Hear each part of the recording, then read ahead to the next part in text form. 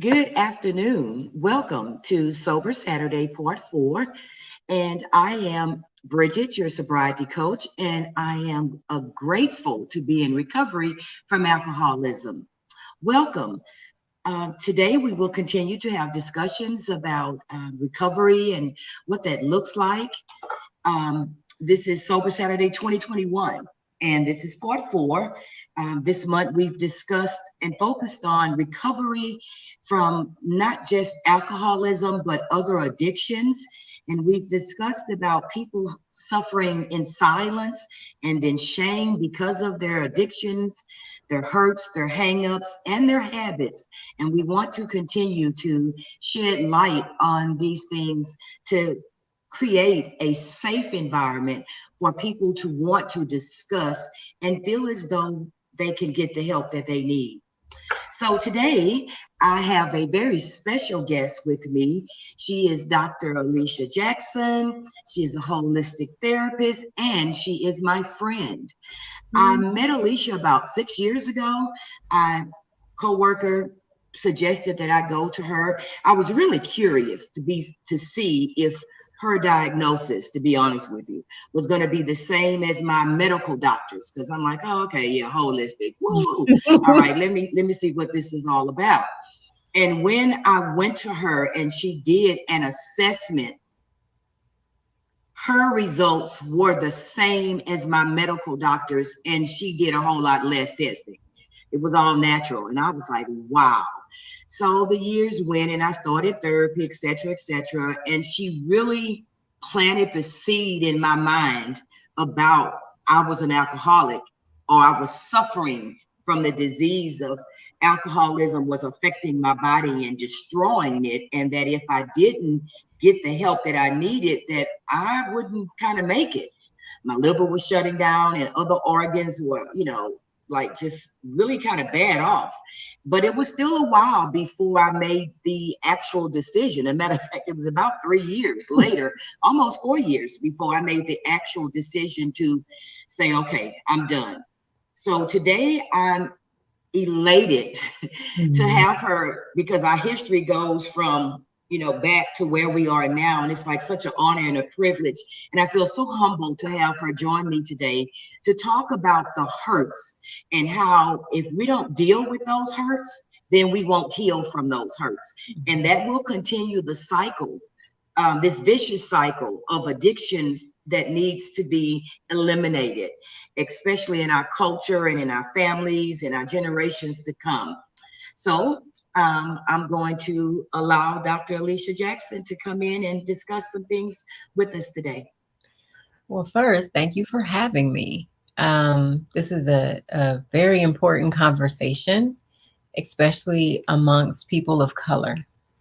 Our melanin is so powerful, right? The melanin being what keeps our color in our skin, makes it darker, activates a lot of other things in our body.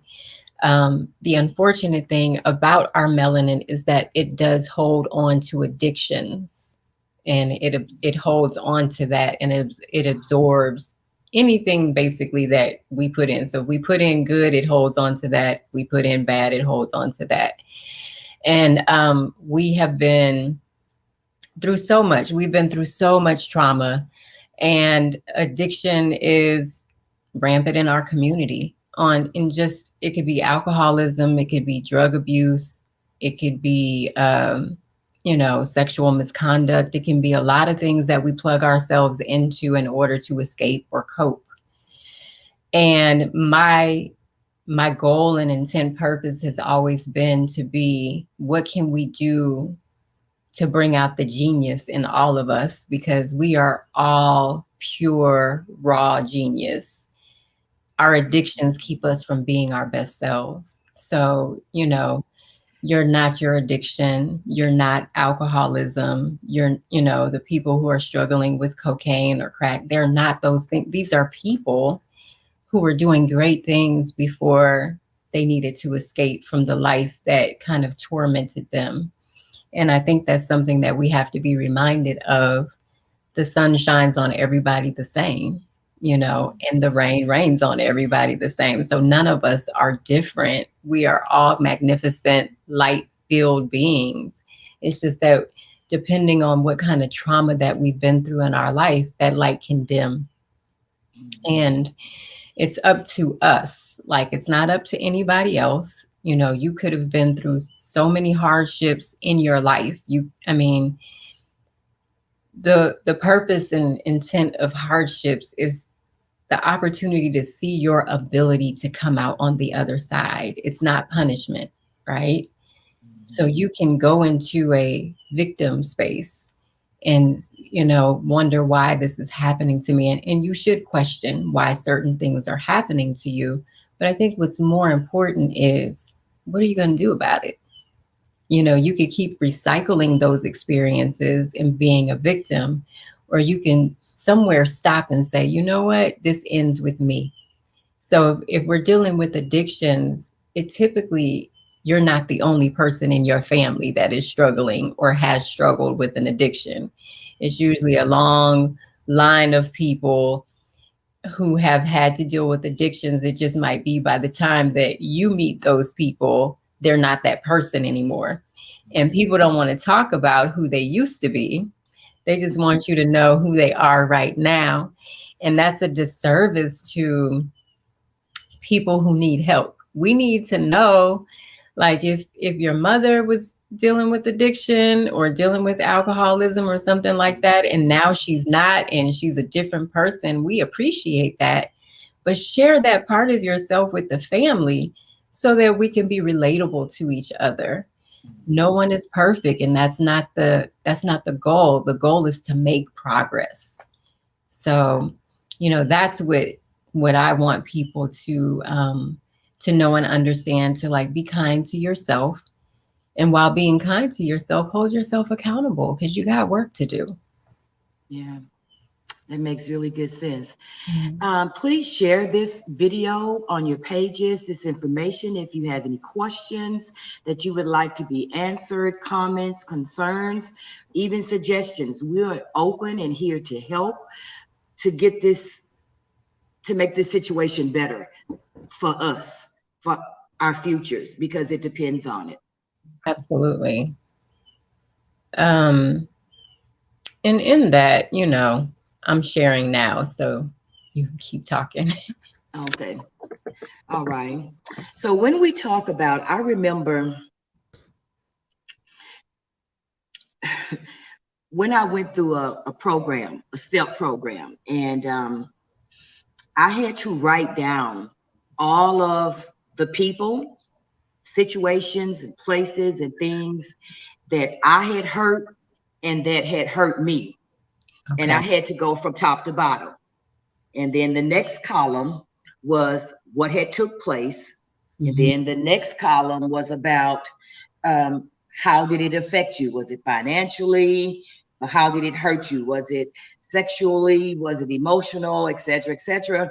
And then another column was about what was your part in it?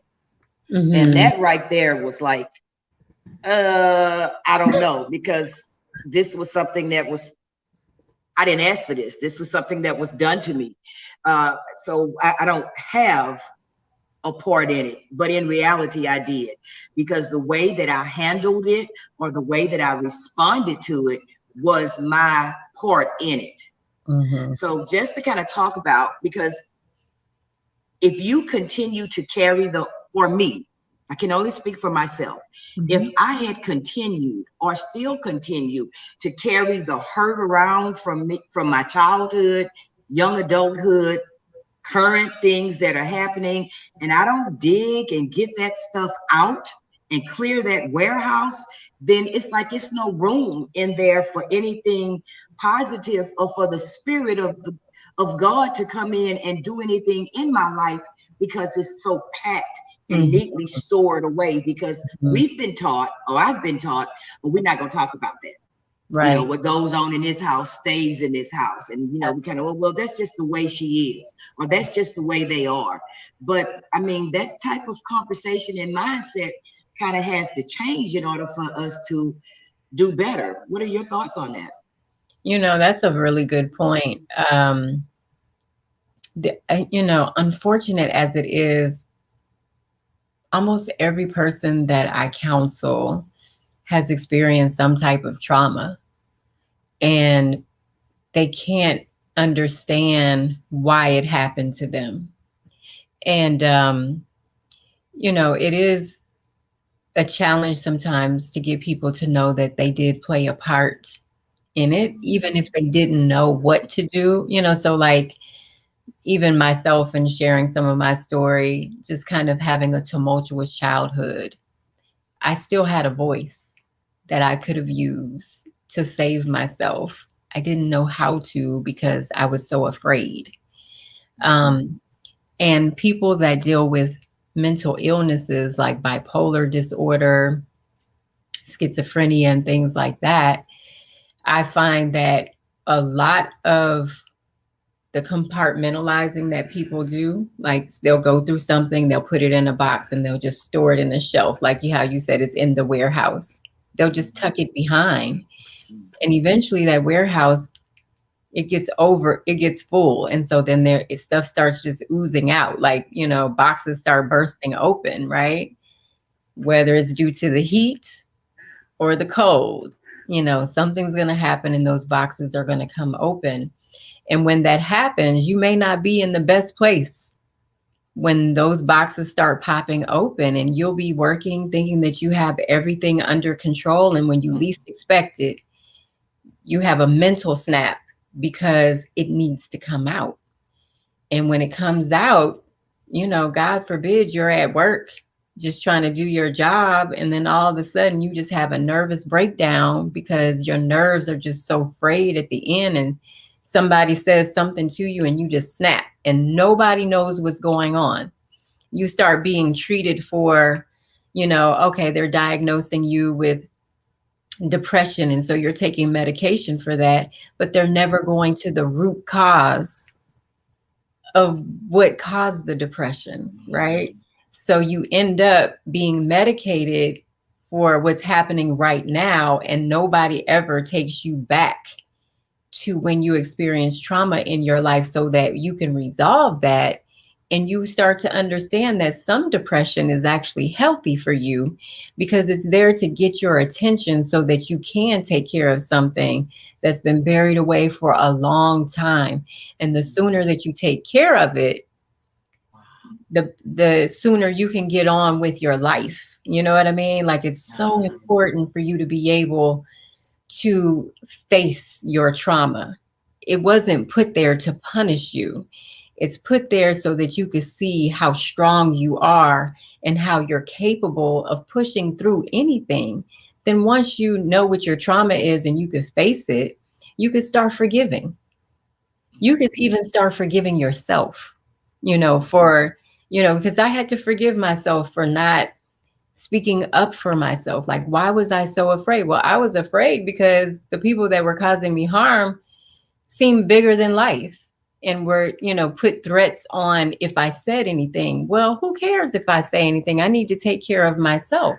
What happens is you end up carrying that into adulthood. You start learning how to lie. You start learning how to keep secrets. And it's a conditioning from your childhood. It's a conditioning from when you had to protect yourself. You're not a bad person. You just have to strip away all of the bad things that no longer serve a purpose in your life. Growing up in survival mode is another thing that puts people in precarious positions into adulthood. And, when you just make a decision to decide to forgive and let go, it gives you an opportunity to accept, right? And when you decide to accept, it doesn't make you weak. It doesn't mean that you're going to lay down and get beat up. It means that this can no longer take up space in my life because I got things to do. I just can't spend any more time turning this wheel on things that I can never change, right?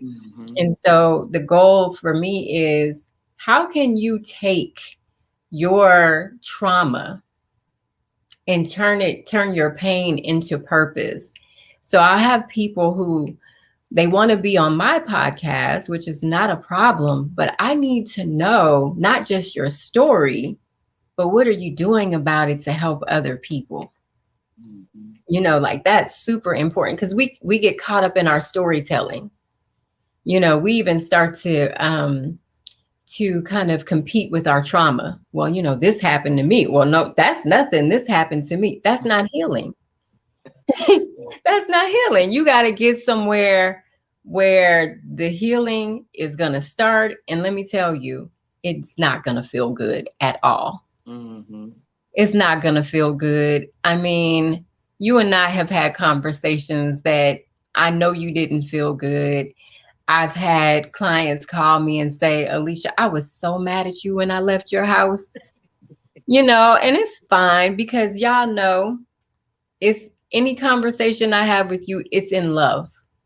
Mm-hmm. But somebody got to tell you the truth about yourself, just like somebody had to tell me the truth about myself, and those things are not easy to digest all the time. But if you are committed to your healing, it won't be a problem. It'll hurt.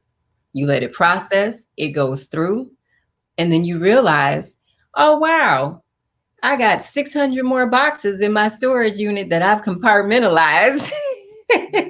Exactly. And I'm just scratching the surface, and it's okay. It's really, really okay. Mm-hmm. I found that it is a work in progress and it's continuous because I remember having sessions with you and we would discuss things and I would just be so like, oh, okay, yay. And then the next thing would come up and then the next thing. And then I just started to learn that you have to address these things as they come, face them head on, don't be afraid of them, deal with them. And when I started to forgive myself, I think for me is when the real healing started. I Right. started to see myself do a 365 change. The person that I used to be, it's like I knew who she was, but she didn't kind of like, she doesn't exist now. She can rear her ugly head from time to time, Right. hopefully not as much as she used to, but for the most part, I am not the same person that I was when I started this journey. Right. Because I put the work in and I noticed that the more that I put the work in and the more that I heal, it's like peeling off the layers of an onion. I learned something new about myself and I'm like, oh wow, who is this person? I remember calling you and saying, hey, I need to get in some sessions because I don't know who I am anymore because I was changing from and unlearning all of the old things and replacing them with new things. And that was a process. Oh, yeah. And I tell people all the time, it's a process, not an event. So if you think that like somebody's going to sprinkle some love on you and you're going to be healed, you are sadly mistaken. You have to go in and excavate and exhume bodies. You have to go in and look at the harm that you cause other people. You have to take radical accountability for the things that you've done, whether you were sober or not, whether you remember or not. If somebody is coming to you and saying, you hurt me, you owe it to them to sit there and listen. Even if you don't remember, people gain nothing from making up things about what you did or did not do. There's no gain there. And so there's that part where you have to kind of sit back and go, you know what? There's probably a strong possibility that I did do that. So let me listen to what this person is saying and give them and hold space for them to heal, from what I may have done. And I just, one of my concerns in the healing community in particular as a holistic therapist, holistic therapy is different than clinical therapy. And what's happening now is like it's trending, right?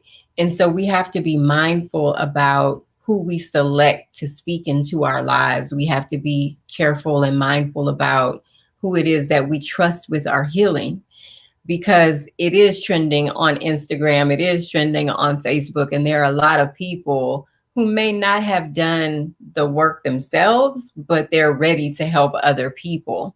One of the things that I had to do was, before I could really align with my purpose, I had to do my own healing.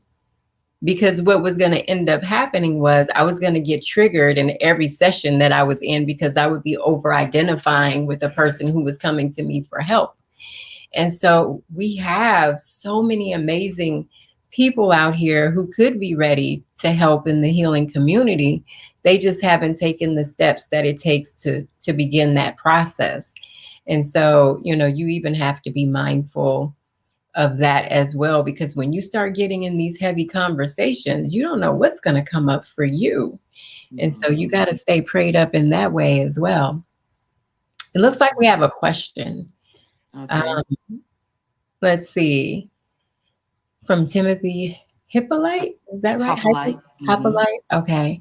How do you know you're making progress?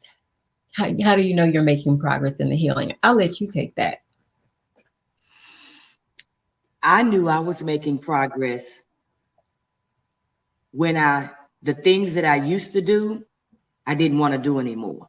The way that I used to react to things, I didn't react anyway. I didn't react that way anymore. The thoughts that I used to have about things and people and places, it's just like it's all went away. I mean, I still have them from time to time, but I don't feed into it. Right. It'll come as a passing thought and then it's gone if it comes. I knew I was healing not only because my friends and family and people around me saw me changing, I saw myself changing.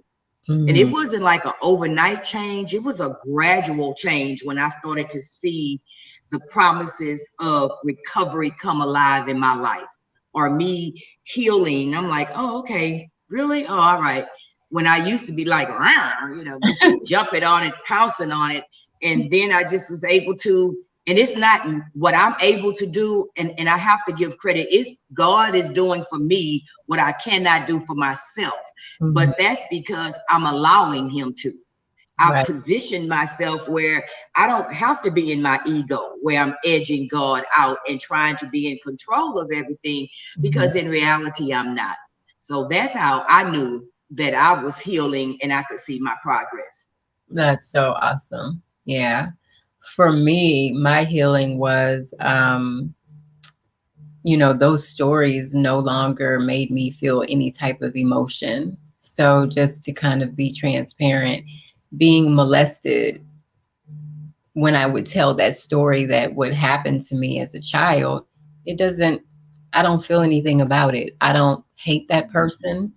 I don't, I actually humanized that person or those people, because there was more than one person. I humanized who they were, and kind of just gave grace to, my goodness, what had to have happened to you for you to want to do that to me, knowing the pain that it would cause me, or maybe not even knowing the pain that it would cause me, right? But just using me as an outlet for your pain. And so God really worked with me in that space, because that didn't need to be my narrative anymore. That didn't need to be the story that was leading before me. I needed to heal from that so that I could talk about other things. And so now I can have those conversations and nothing comes up. Like, I don't feel like I want to cry. I don't feel like I want to go kill anybody, because honey, I used to lay in my bed, and I'll be completely transparent. I used to lay in my bed and try to think about, like, how could I get away with killing this person? And I was like 13, 14, just really thinking about murder. And, just thinking, like, how could I do it without going unnoticed, which is impossible. But, I was able as an adult. And so I think the other part that I want to share is this too. You cannot romanticize your healing. And what I mean by that is, I always felt like my mother was responsible for coming in to save me. Like, why didn't she do something? She had to have known something was going on. And she never flinched, right? And I was angry with her for a long time for not coming to save me. And then I had to realize in my own healing, this is your responsibility. You know what I mean? Like, this is not a responsibility for your mother. If you want to let this go, you have to be the one to go and do it. You can talk to your mother about it. You know, you can let her know how you feel, but baby, you're going to have to carry this weight all the way through to the other side. And you never know how heavy something is until you put it down. Mm. You never know how heavy it is till you put it down. And so when I put that down, it no longer served a purpose in my life. And then I was able to forgive my mother. And being able to forgive my mother put me in a position where I can take care of her today. Because if I hadn't forgiven her, unfortunate as it is, I wouldn't be able to take care of her full time, along with other people in my family. Like, I wouldn't be able to do that. So even before I knew that I would have to take care of her, apparently God knew that some things needed to happen in my life. And even with God knowing that, I had to accept my divine assignment. Yeah. That's the other part. If you don't accept your divine assignment, it's like running in mud. Mm-hmm. Where are you going? Nowhere. Fast. You going nowhere fast. Mm-hmm. And so, the addictions that I probably had were more or less probably, I was more or less probably addicted to people. Mm-hmm. So I didn't have a drug per se or alcohol per se, but I was addicted to people and my ability to manipulate and control. Very dangerous. And so Mm-hmm. coming out of that, I realized, gosh, I don't want any power over anybody. Like, why would I ever want power? Only because I didn't have power over myself. Mm-hmm. I didn't feel safe, um, taking responsibility and radical accountability for like having power over myself. It was always easier for me to blame somebody else for how I was acting out or what I wasn't Exactly. doing or what. And I was very hard and rigid and abrupt. And in my healing, I became very soft and gentle. And it took a lot of toughness to be this soft. But, I came back around the bend and then found my purpose to help other people through my own healing. So, I mean, I will always stand firm on, you could tell your story all day, but what are you doing to help other people with it is the divine assignment piece. Yeah, I agree wholeheartedly. What are your thoughts on addiction and mental health? Do they, it seems as if they overlap quite a bit. I agree. I think they do. So, having a family member that has suffered from bipolar disorder most of my life, I've spent a lot of time in psych wards and psych hospitals and, family therapy sessions and things like that. And I've seen a lot, not just with my family member, but just the unfortunate way that people with mental illness are treated. Mm. When I drive downtown in Houston and I'm like at the Pierce Elevated, I'm always kind of just taken aback. And I usually pray as I'm just driving through because you see all these homeless people, and most of that you would think is addiction, but most of it is mental illness. Most of it is trauma that people have experienced. And, we are so quick to judge people and say, he's a crackhead or she's on meth or whatever those things are. But there is a reason for that, right? And when you're mentally unhealthy or mentally imbalanced, it is normally because you're hurting. Somebody didn't hear you. somebody didn't, if you tried to tell, if you tried to explain, nobody had the time to listen to what it was that you had to say. Then what happens is you have to find a way to cope. And there are a lot of functional addicts out here, people that go to work every day, people that are working in hospitals, people who are teaching our children, people who are, I mean, they out here and they are functioning. Post office, there are some jobs that you can't even get fired from and they'll know that you have an addiction.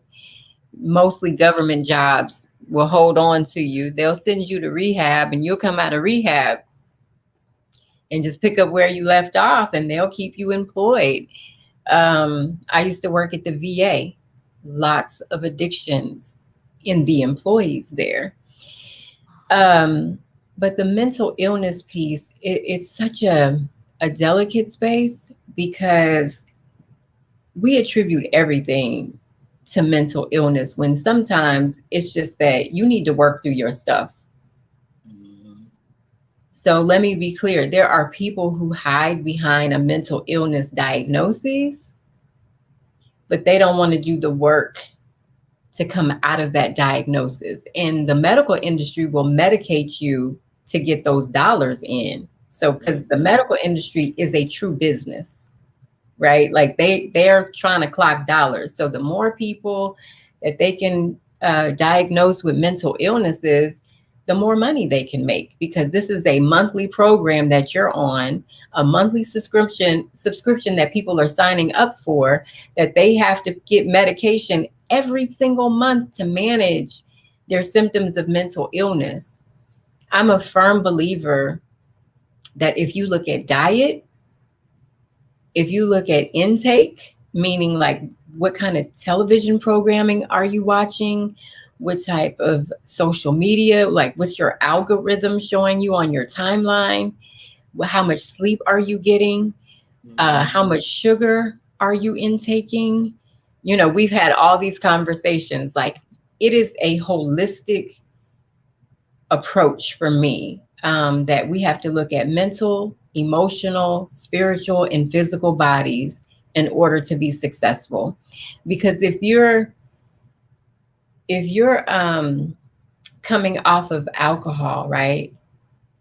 Alcohol is full of sugar, full of sugar. So what's interesting is you'll hear most people who are alcoholics, they'll tell you, oh, I don't eat anything sweet. And the reason you don't eat anything sweet because you're drinking sugar all day long. Alcohol is pure sugar, but they swear, I don't want nothing sweet, right? So when you get off of alcohol, you even have to watch your sugar intake, because sugar itself is an addiction. Yes, it is.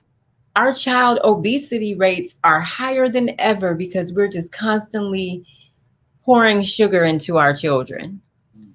It's deconstructing their central nervous systems, and it is rewiring the natural hardware that children are supposed to have to function through everyday life. So when we were kids, we were outside playing. We were all thin as a rail. We were drinking from the water hose. Like, we were doing all these things. Now our children are not even mobile. They're just in the house. They don't go out because they're being bullied, which is like the beginning of mental illness. You know, like, you start getting bullied at school, you start becoming depressed as a child, you know, and the parents are just not available to even understand what's going on with their children till it becomes a problem. And so when we start talking about mental health and addiction, like, it dials all the way down to sugar. Wow. We don't even have to jump into alcoholism, crack cocaine, heroin. We don't even have to go there yet. We can start right there in the house, go in your refrigerator, look at how much sugar you have in your house. And if that's the stuff that you're giving your children, you are trending them to alcoholism. Once you get into alcoholism, you start picking up other habits like cigarette smoking or something harder than that. You know, I was telling a friend of mine, A cocaine addict goes in a cycle. They smoke a cigarette, they have a drink, they snort cocaine, and they just chase that sequence the whole night, right? And so, but if you go back into that person's childhood, there was some depression there or something they needed to escape from. Maybe they weren't getting the attention that they needed as a child, so they just found somewhere to go. And they had all the sugar that they needed in their house to be able to trend them into alcoholism. So then that destroys, the mental health as well. So I believe that just because someone is mentally ill does not mean that they have to become addicted. I believe that trauma is the beginning of mental illness. Like I truly believe that. If if you have not uncovered your trauma and you're not romanticizing that, people need to be there for you while you deal with your trauma, but you find somebody to help walk you through it, because you're not going to always be able to confront the people that cause your trauma. Like in a great world, yeah, maybe they will show up for you, but they may not tell the truth. It may send you further into a depression because they don't want to talk about it. People deny the pain they cause people all the time. Like, I didn't do that. I don't remember that. And that's fine. But what are you going to do about it? Because if you don't do something about it, it's going to affect your mental health. And when you're feeling wonky in your head or you're feeling unstable because of your mental health, you're going to find a way to cope. And then you'll find yourself saying, oh my God, like I need a drink. Today was tough. I need to just pour myself a drink. And then it starts happening every night. Then you having a whole bottle of wine before you know it. Then the next thing you know, you are addicted. Yeah. Okay. Wow, this is some really great information. It's just a lot to take in, but it is so healthy for our spirits and our minds, for us to be acknowledged, for us to have a conversation about these things, because they're so simple. Right. Like sugar. Who would have thought? Yeah. Like I deal with that, and I know what it does to me and how I still struggle with it. But just thinking back, I'm like, wow, I just never would have made the connection. That's some really great information. Yeah. When we talk about healing the hurts, what are your suggestions? Therapy. Like I am a strong advocate for therapy. I'm a strong advocate for starting our children early in therapy so that they know how to talk. They know how to speak. They have the tools that they need as they get older. I think that's extremely important. I also think that it's important to take a look at your consumption. Like I said, if your algorithm on social media is only showing you food and people cooking and barbecuing and all these things, and you on a diet, I mean, what do you expect? You're going to end up going to get something to eat. Like, you're a product of what you consume, right? So if your timeline is showing you people who are partying and hanging out and drinking and popping bottles and so on and so forth, and you're dealing with alcoholism, you are doing a disservice to yourself. And so those are the things that you can control in your environment. So on one of my pages on Analog Earth, when I log into that page, I'm only on it for a few minutes because within seconds, I have so much inspiration coming through. I'm ready to get to work and get some stuff done because I feel inspired by all the people that come across that timeline. I also think it's important to do the work no matter who you think is watching. You don't have the audience that you think that you have. People are so paranoid about who knows that they're healing or who knows that they have an addiction. Like, nobody's checking for you like that. You just need to get to work. And what people want to see is, okay, I didn't know you had an addiction. They want to be wowed by your story. They want to know how you came out on the other side. People don't want to hear you talk on and on and on about your addiction and all the pain that you have. They want to see how triumphant you have become because of your addiction. You know, there's a full story to tell, not just the part that makes you look like a victim. And you have to step in and say, you know what, I went through this and it was terrible. And then one day I woke up and I just decided this is not going to be my story anymore. And then I came out on the other side and I created a whole, I don't know, nonprofit, or I created, you know, a sobriety platform, and I created a segment called Sober Saturdays, and that reached more people than what I could have ever imagined. And now I'm doing this. You know what I mean? Like, it just goes on and on and on. I think it's so important for people to know that, like, you're not waiting on God. God is waiting on you. Because, like, that's what your purpose is tied into. And so that's what I get from that. You know, like that's so important. So important. The All healing. right, we have about 20 minutes left. Do we have any more questions? Yes, Ladora, God is waiting on you.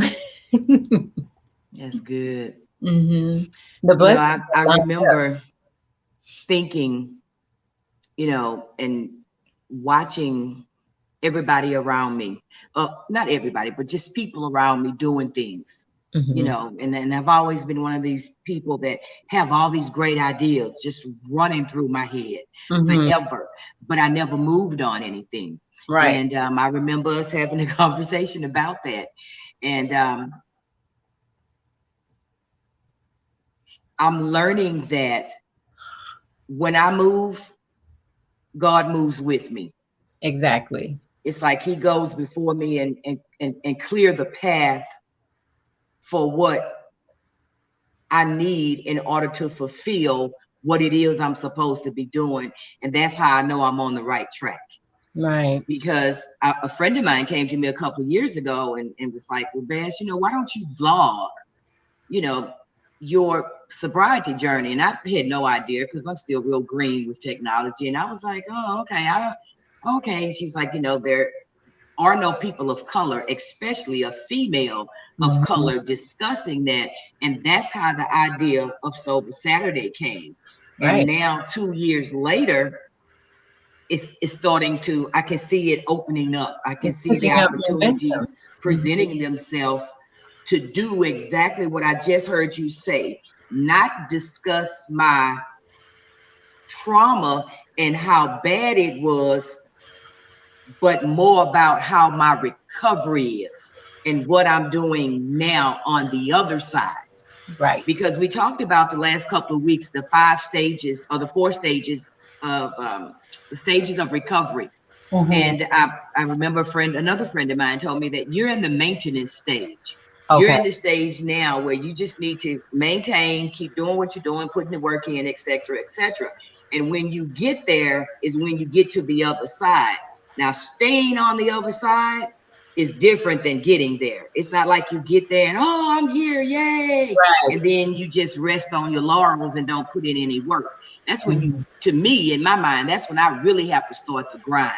Because I have to keep it going, because if I don't, it'll fall by the wayside and it's not serving a purpose.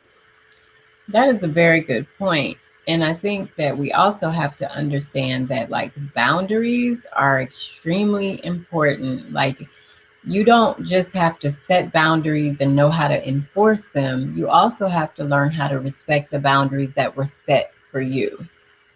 That is so important. And when you get to that other side, if you don't have any boundaries intact, it could be easy for you to get pulled back to where you began. And so you have to know the difference between somebody being mean and somebody setting a boundary for you. And I think in our wellness journey, we can become overly sensitive about how people respond to us, right? And we think that they're being mean or they're being insensitive. And it's like, no, they're setting boundaries. They're very clear about what they want in their energy. They're very clear about, you know, how hard they work to be where they are right now. And they're not going to allow anybody to come disrupt that. You have to learn how to do the same thing, because that's where all the healed people are. People who are healing are clear about what they can be around, what they can do, what's important to them and what's not. And you don't get to come dump all your stuff on them because you're just in the beginning of your healing. You have to be around people who are going to challenge you to move in a way that is productive to the whole, not just you. Mm-hmm. You know what I mean? Because a lot of times I think we feel like, I'm healing, I'm doing the work, so on and so forth. And then you get around people and maybe you don't get the inclusion the way that you feel like you need it. And maybe you're not getting that inclusion because your boundaries haven't been established, or you're not able to see boundaries, right? So you just want to talk about yourself all the time. You even have to learn how to share space and hold space for other people Mm-hmm. the way that you needed people to do for you. So that's important too. I agree. Yeah. I agree. So All right. Do we have any more questions? no The glasses. I'm questions. trying to see. Those All are righty. cute glasses too. Mm, And so those are cute glasses too. they are. Thank you. Yes. You gotta hold space for other people. You have to. Because we are a collective. We are Mm-hmm. all sentient beings. We're all connected. If one person is hurting, another person feels that pain. We're empathic by nature. Mm-hmm. And to see someone else hurting and not be able to do anything about it is probably one of the hardest things to digest. And knowing that you can't step in and interrupt whatever their journey is, and you just have to kind of stand back and watch, man, that's the challenge to do. And it's a challenge for a couple of reasons. It's a challenge because you're empathic. And it can also be a challenge because you can suffer from what I suffered from, which for many years, which is a codependency Mm-hmm. of having survivor's complex, of wanting to save everybody all the time because I knew the answers. And healing is like math. Just like your teacher wants to see your work on the paper to see how you got to the answer, that's the same thing that God expects. He wants to see you do the work before you can get to the answer. And so even if you know the answer for another person, you can't tell them. You got to let them do the work. Yes. You got to let them do the work.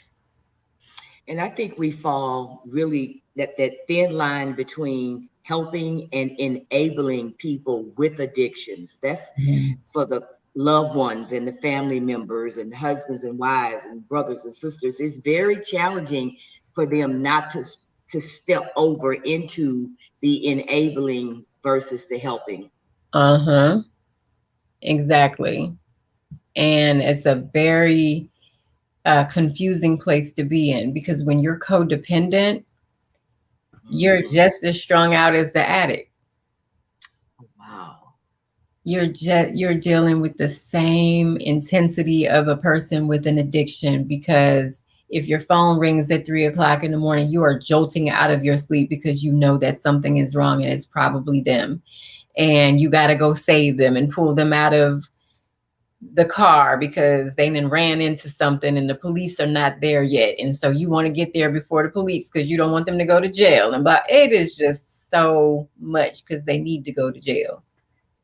Wow. You need to be able to pick up that phone and say, well, I'm glad you're okay, but you're going to have to deal with the consequences of what's going on. And then they start screaming and yelling, this is not fair, so on and so forth, because they're a victim. But no, the best way is to let people sit in their stuff. You got to. Okay. Do we have a question? Is that what I see? Yes. Do you think medication assists to solving or helping in keeping you stuck? That's a good question. Mm-hmm. And that's from Timothy Hypolites. So as a holistic practitioner, I do work in tandem with conventional medicine and doctors. Some people do need medication. So I would never recommend a person like just get off your medication and come into this holistic world. It is a process. It is not an event. And I do think that conventional medicine is great as a stabilizer in some ways until we can get you to where you need to be. So, for instance, I have a family member who is taking 30 prescription pills a day. 30. And a lot of those were narcotics. Okay. And this was to manage bipolar disorder and the pain, because when you're dealing with mental illness, there's a lot of phantom pains that happen in your body as well. And to manage the pain that they feel or felt. And now that person is down to five pills per day. But it was a process because you have to wean them off or else their body will go into shock. But there was a lot of pushback because of the dependency on those drugs and being afraid to not take them. And you just have to have a supported environment, from the doctor understanding what's happening to the patient understanding what's happening, as well as like some of the side effects that can happen, so that you could tell the patient, so when we take you off of this, you may have trouble sleeping for a few days, or whatever it is that and then holistically bringing them into things that can help minimize the symptoms of their pain or things like that, because there are some good herbal alternatives that can help, but you can't just stop taking your medication and jump on a herb. It doesn't work that way. I would not recommend that at all. It's not magic. No, it's not. It really is not. Those were a lot of men, and it's so, when we talk about pharmaceutical drugs, I think about the commercials.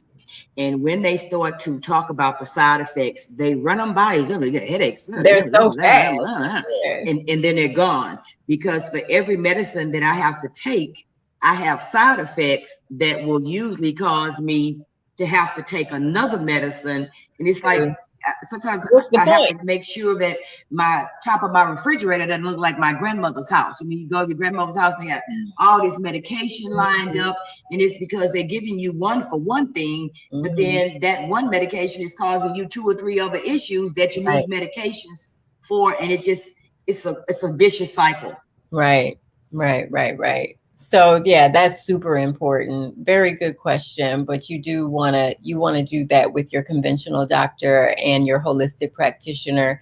And you got to find a conventional doctor that is in alignment with holistic care, because a lot of them will tell you don't take herbs because it's not good for you. And the reason they're telling you that is because of their schooling, and also because of the industry that they work for. So you'll see pharmaceutical companies always visiting the doctor's office. If a doctor can prescribe a new medication to a patient, they get paid for that. So it's not in good business practice for them, for anybody to start taking herbal medication, because it's significantly cheaper and more easily accessible.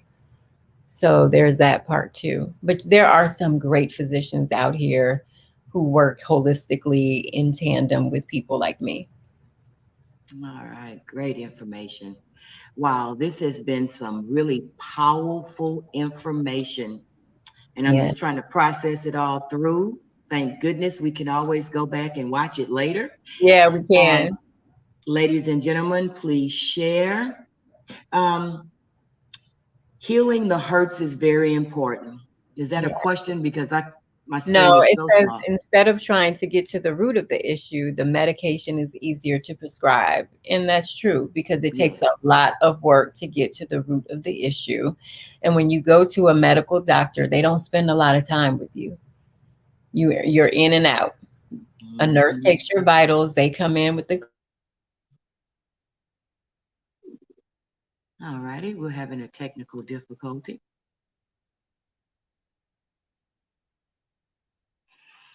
Yes, and that's one reason why I like to build relationships with my doctors, and I don't like changing, because I'm with that person and they know me and they know how to spend time with me. They know my body and they work with me.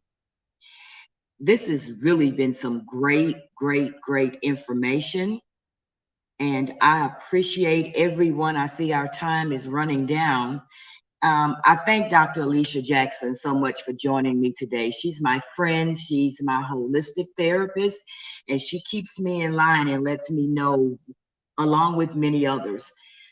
She gives me her professional and personal opinion. Hi, there we are, gorgeous. Hey, I'm sorry, y'all. Oh no, But modern technology. right. I was saying they come in with their clipboard and they spend a few minutes with you, and then it's over. It's a wrap. They're writing you a prescription and you're out. So they don't really give the tender love and care that they used to, because the goal is to see as many patients as they can in a day, so that they can get the money funneling through. I mean, at the end of the day, medical care is a corporation. It's a conglomerate. So they're looking at numbers.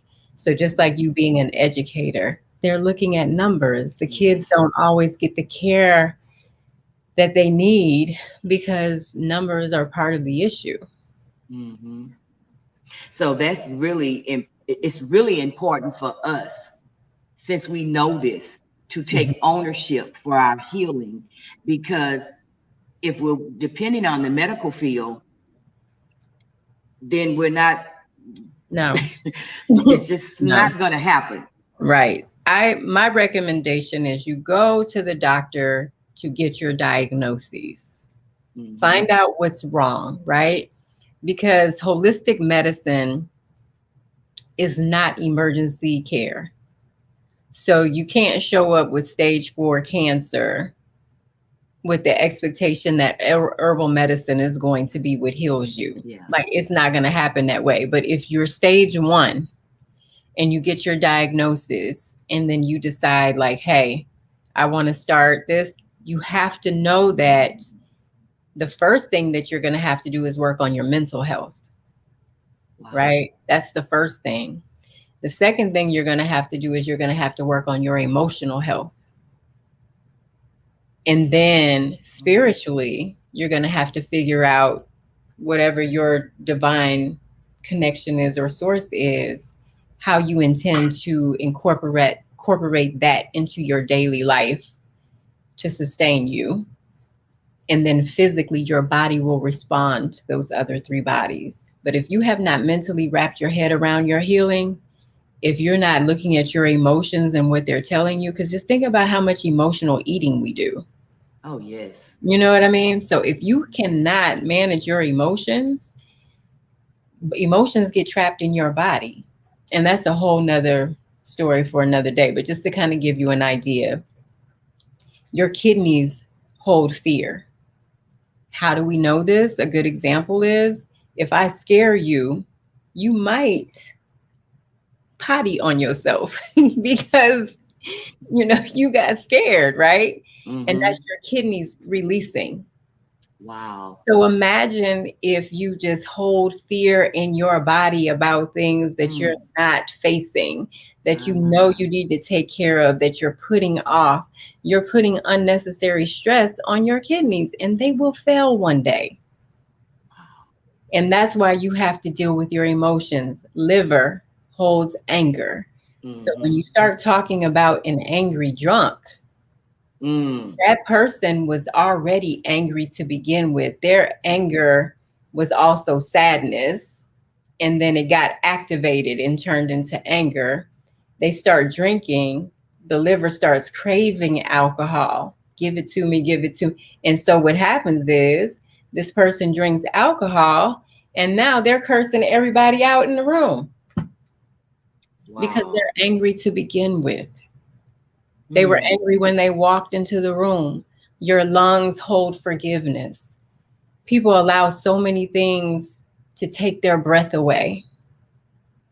Asthma, bronchitis, pneumonia, all of these things, all of these pathologies deal with, who do you need to forgive? Why are you letting somebody else take your breath away?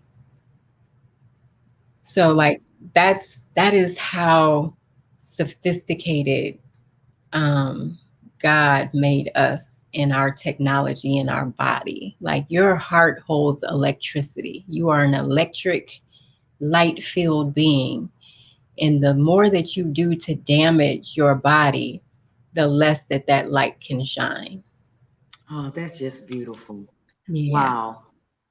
That is a great ending statement. It just almost brings tears to my eyes to understand how wonderfully we are made with Mhm. everything that we need. But if we don't use it correctly or it gets malfunctioned, then it throws everything off. Everything. And then the suffering starts. Because you wouldn't let them cut your lights off in your house. It's too hot. So and you need to see and you need to cook. So why would you let the light inside of you get cut off? Why would you allow Wow.